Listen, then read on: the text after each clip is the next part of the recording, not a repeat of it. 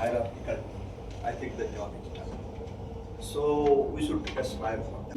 We are also permitting him now to equal board the retired or serving judicial officer from two neighboring states of Odisha and Jharkhand.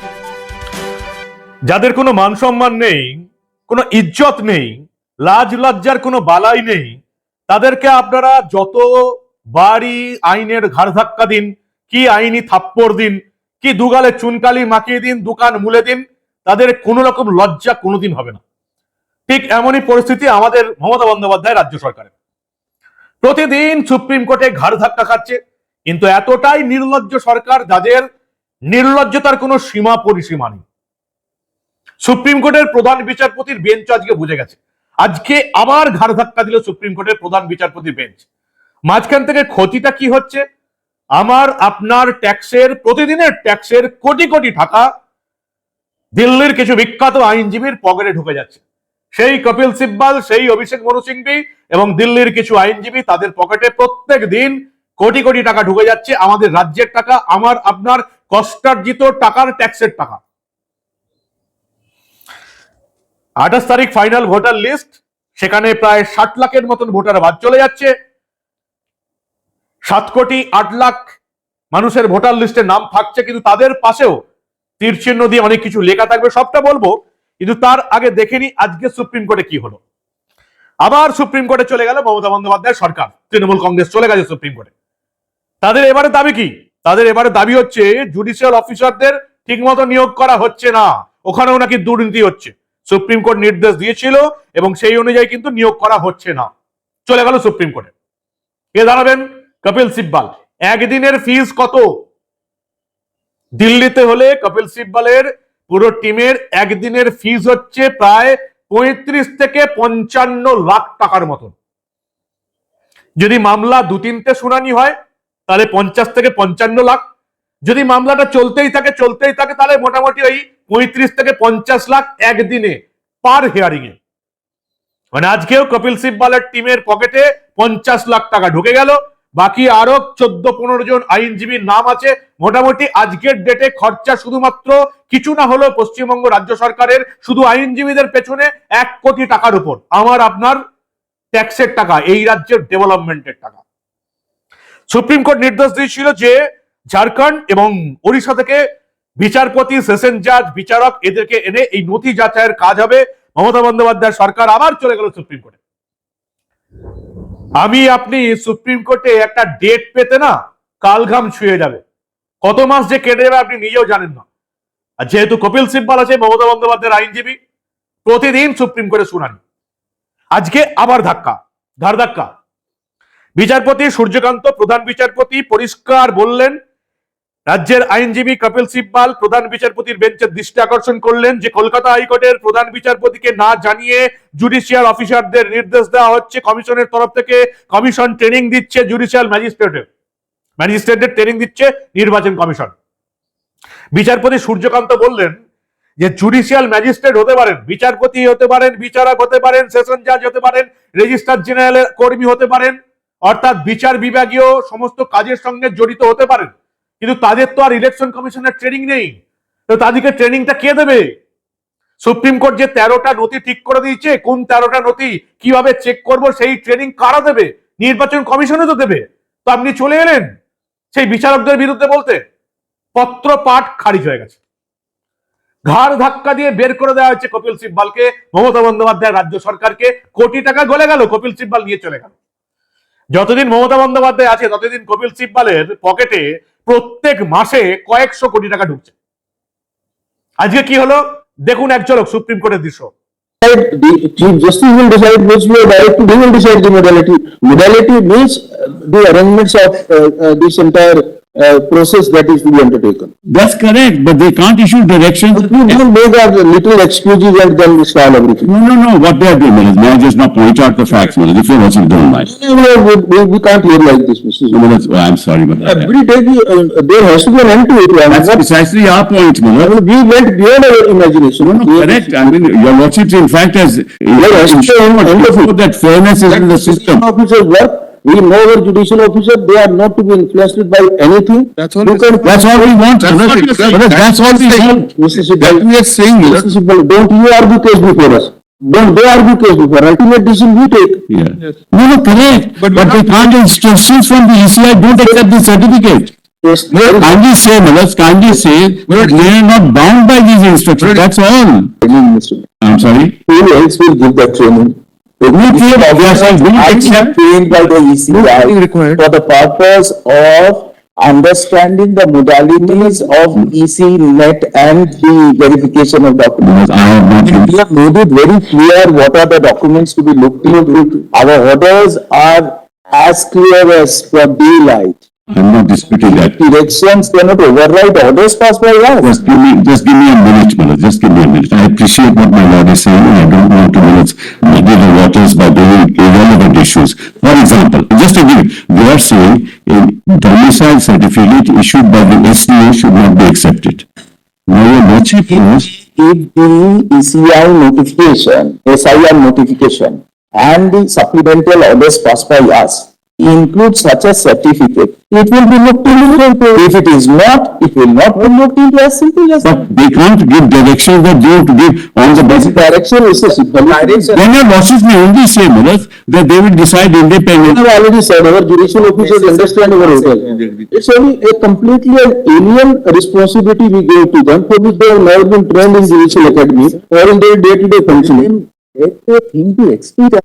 Yes, expected. I will have to answer about What is that? both the petitioners and the ECI to ensure a congenial atmosphere for our judges to work. I agree, I agree.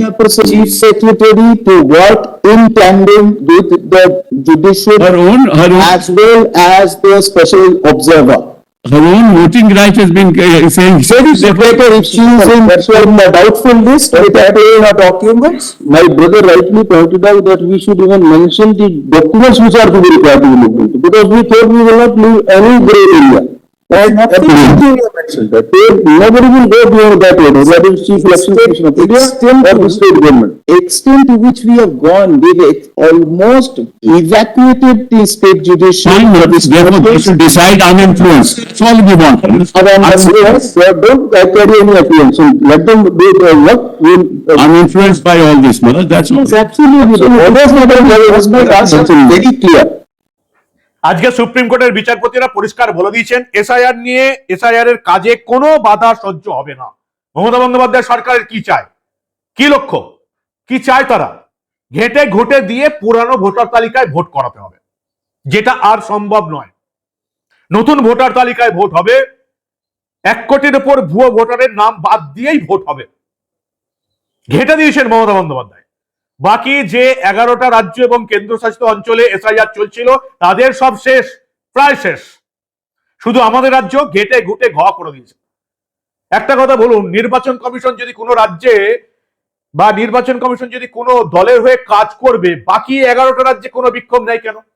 বাকি 11টা রাজ্যে কোনো মামলা নেই কেন? বাকি 11টা রাজ্যে কোনো pin পড়ার শব্দ নেই কেন? অর্থাৎ বাকি 11টা রাজ্যে নির্বাচন কমিশন সঠিক কাজ করেছে আর শুধু আমাদের রাজ্যে ভুল কাজ করেছে, এটা কি মানা সম্ভব? সুপ্রিম কোর্টের প্রধান বিচারপতির বেঞ্চ বুঝে গেছে মমতা বন্দ্যোপাধ্যায় সরকার এসআইআর কে ঘেঁটে দিতে চাইছে। তাই আজকে পরিষ্কার নির্দেশ দেওয়া হয়েছে যে এসআইআর আর কোন রকম ঘেঁটে দেওয়া বরদাস্ত করা হবে না। বিচার বিভাগীয় অফিসারদের প্রশিক্ষণ ইলেকশন কমিশনের লোকই তো দেবে, আর কে দেবে? তৃণমূলের রাজ্য সরকারের কোনো আপত্তি শুনতে চায়নি সুপ্রিম কোর্ট। প্রধান বিচারপতি সূর্যকান্ত স্পষ্ট ভাষায় জানিয়ে দিয়েছেন কপিল সিব্বলকে, মমতা বন্দ্যোপাধ্যায়কে, যে বিচার বিভাগীয় অফিসারদের নিয়ে এই সন্দেহবাতিকতা বন্ধ হোক। মমতা বন্দ্যোপাধ্যায়কে জানাচ্ছেন প্রধান বিচারপতি সূর্যকান্ত, এই সন্দেহবাতিকতা আর কতদিন করবেন? কতদিন এসআইআর এ বাধা সৃষ্টি করবেন? কতদিন এসআইআর ঘাটার চেষ্টা করবেন? সুপ্রিম কোর্টের প্রধান বিচারপতির বেঞ্চ বুঝে গেছে মমতা বন্দ্যোপাধ্যায় রাজ্য সরকার এসআইআর ঘেঁটে দেবার চেষ্টা করছে। কেন মামলাগুলো শোনে, কেন এই মামলাগুলো সুপ্রিম কোর্টের প্রধান বিচারপতি শোনেন, সেটা হচ্ছে সবচেয়ে বড় কথা। ঝাড়খণ্ড আর ওড়িশা থেকে বিচারকরা আসছে, তাও আপত্তি। ঝাড়খণ্ড আবার মমতা বন্দ্যোপাধ্যায়ের বন্ধু রাজ্য হেমন্ত সোরেনের শাসনে চলছে। কি অবস্থা ভাবুন। কতদিন এই অর্বাচীন রাজ্য সরকারটাকে আপনারা সহ্য করবেন? অযোগ্য অপদার্থ সরকারটাকে কতদিন সহ্য করবেন? কোটি কোটি টাকা কপিল সিব্বালের পকেটে ঢুকে যাচ্ছে আর ঘাড় ধাক্কা খাচ্ছে মমতা বন্দ্যোপাধ্যায় রাজ্য সরকার। মাঝখান থেকে আমাদের ডেভেলপমেন্টের টাকাগুলো কপিল সিব্বাল, অভিষেক মনু সিংভির পকেটে ঢুকে যাচ্ছে। কতদিন আপনারা সহ্য করবেন? 21 তারিখ অব্দি লজিক্যাল ডিসক্রিপেন্সি তার সংখ্যা হাইকোর্টকে আজকে জানাতে হতো, আশা করি জানিয়ে দেওয়া হয়েছে। এবং এই সমস্ত তথ্যগত যা গরমিল আছে, 60 লক্ষ যে হিসাব, সেটা এখন বিচারপতি এবং বিচারকরা দেখবেন। আর যেটুকু জানা যাচ্ছে যে মোটামুটি যে আগামীকাল 28 তারিখ চূড়ান্ত ভোটার তালিকা প্রকাশ হচ্ছে, এই সবার নাম বাদ রেখেই প্রকাশ হবে। কিন্তু নির্বাচন কমিশন যেটুকু জানাচ্ছে যে বাদ যাবে শুধু এখন অব্দি 7,66,00,000 ভোটার ছিলেন যারা 2024-এর লোকসভাতে ভোট দিয়েছেন। 58 লাখ ভোটারের নাম বাদ চলে যাচ্ছে। আগামীকাল এই 7,08,00,000 যে ভোটার, তাদের সবার নাম বেরোবে। কিন্তু যাদের যাদের নামের পাশে এই ভুয়ো আছে, ঘোটালা আছে, তাদের নামের পাশে সেগুলো লেখা থাকবে। যেমন এই 60 লক্ষ উপর মানুষের নামের পাশে অ্যাডজুডিকেশন লেখা হবে, অর্থাৎ এই 60 লক্ষের বিচার এখনো শেষ হয়নি।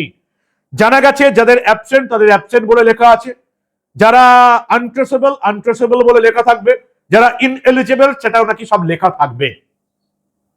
এবং যেটুকু আমরা জানতে পাচ্ছি, আবার বলছি, যে এই যে অ্যাডজুডিকেশন, 60 লক্ষ ভোটারের নাম অ্যাডজুডিকেশন হিসেবে লেখা থাকবে, অর্থাৎ কালকের ভোটার তালিকা অনুযায়ী 58 লাখ বাদ চলে গেছে, 60 লাখ ভোট দিতে পারবে না।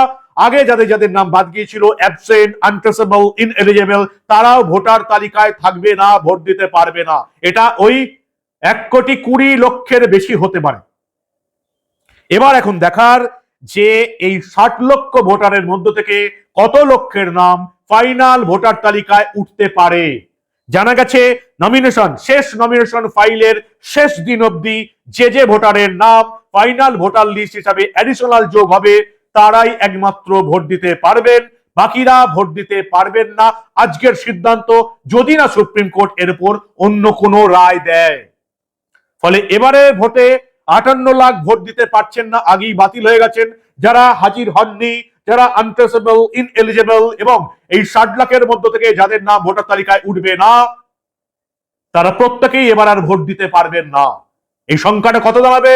1 কোটির অনেকটা বেশি, যেটুকু আমরা জানতে পারছি, যে জন্য তৃণমূলের ঘুম উধাও হয়ে গেছে। 1 কোটি বেশি ভুয়ো ভোটারের নাম যদি বাদ চলে যায়, লড়াইতে একেবারে হাড্ডাহাড্ডি 50-50 হয়ে যাবে। এবং সেখানে তৃণমূলের হারার সম্ভাবনা সবচেয়ে বেশি যদি ভোটের দিন বিজেপির কর্মী সমর্থকরা বুথগুলোকে ঠিক করে সামাল দিতে পারেন এবং কাউন্টিং এর দিন তারা কাউন্টিংয়ে ঠিকঠাক করে কাউন্টিংটা করতে পারেন। তৃণমূল বিপদে পড়ে গেছে। আর একটা ছোট্ট খবর আছে, 1,20,000 ফর্ম 6 জমা পড়েছিল, অর্থাৎ নতুন ভোটার তালিকায় নাম তোলার জন্য নতুন ভোটারদের ফর্ম প্রায় 1,20,000 ফর্ম 6 অ্যাকসেপ্ট করা হয়েছে, 60,000 রিজেক্ট হয়েছে। 60,000 রিজেক্ট হয়েছে। যারা নতুন ভাবে ভোটার তালিকায় নাম তুলতে চাইছিলেন, 60,000 রিজেক্ট হয়েছে ফর্ম। 1,20,000 ফর্ম 6 অ্যাকসেপ্টেড হয়েছে, অর্থাৎ 1,20,000 নতুন ভোটার আমরা পেলাম। 30,000 ফর্ম 7 নাম বাদ দেবার যে আবেদন ফর্ম, সেটা অ্যাকসেপ্টেড হয়েছে, অর্থাৎ এই যে 30,000 ফর্ম 7, এই ফর্ম 7 যাদের নাম বাদ চলে গেছে তাদের নামও বাদ চলে যাবে। যে সংখ্যাটা 1 কোটির অনেকটাই বেশি হবে বলে আশা করা হচ্ছে।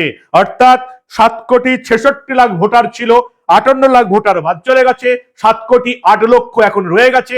এর মধ্যে ভোট দিতে পারবেন প্রায় আরো 60 লাখের উপর ভোটার, এমনিতেই বাদ চলে যাবে। ওই হিসেবটা আমি বলেছিলাম না, যে এই রাজ্যে আসল ভোটার হচ্ছে 6 কোটি।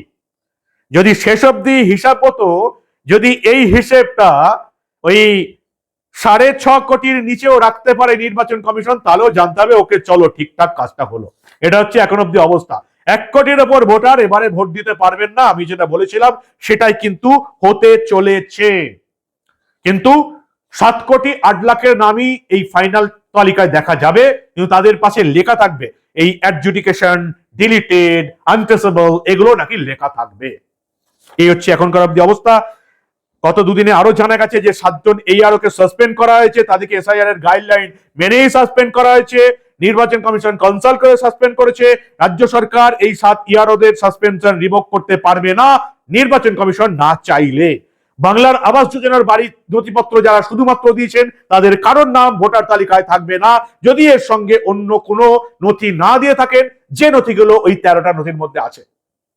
বা বাংলার বাড়ির নথি, আধার কার্ড, অ্যাডমিট কার্ড, এই সমস্ত নথির সঙ্গে যারা বাকি অন্য যে কোনো একটি নথি দেননি তাদের নাম ভোটার তালিকায় থাকবে না।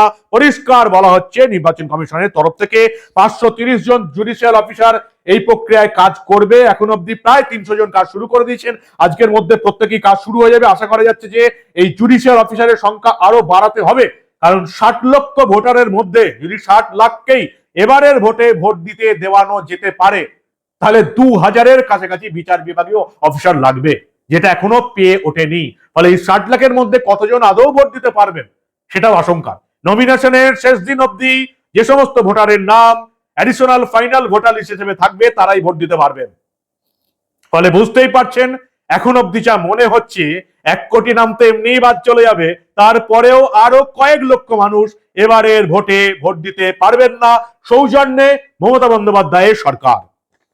এবং কারা কারা কোথায় কাজ করবেন, অফিসার ডিপ্লয়েড এই ক্যাডার যারা বিচারক, বিচারপতি, রেজিস্ট্রার জেনারেল তরফ থেকে আসবেন তাদের নাম একেবারে তালিকা ধরে ধরে কয়েক পাতা দিয়ে দেওয়া হয়েছে। যেমন দেখতে পাচ্ছি বাঁকুড়ায় এই সমস্ত কাজ করবেন, বীরভূম এরা কাজ করবেন। এই লিস্ট কিন্তু প্রত্যেক জায়গায় পাঠানো হয়ে গেছে।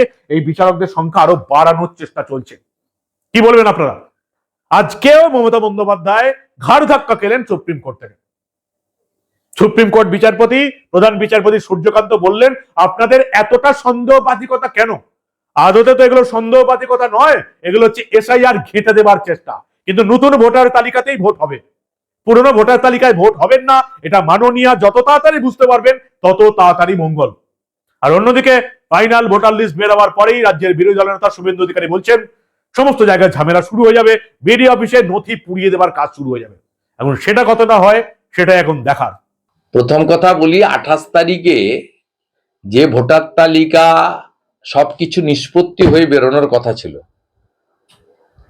হয়তো ইলেকশন কমিশন আরো 5 দিন সময় নিত, নিষ্পত্তি করেই তালিকাটা বের করত, যে 58 লাখ, অ্যাবসেন্ট 5 লাখ, অমুক তমুক করে একটা তালিকা বেরোতো এবং সবাই জেনে যেত যে এটা একটা তালিকা। তারপরে হয়তো 200, 500, 1-2 হাজার এদিক ওদিক থাকতো, তারা ডিওর কাছে আপিল করতো, ডিওরা আপিল রিজেক্ট করলে সিওর কাছে করত।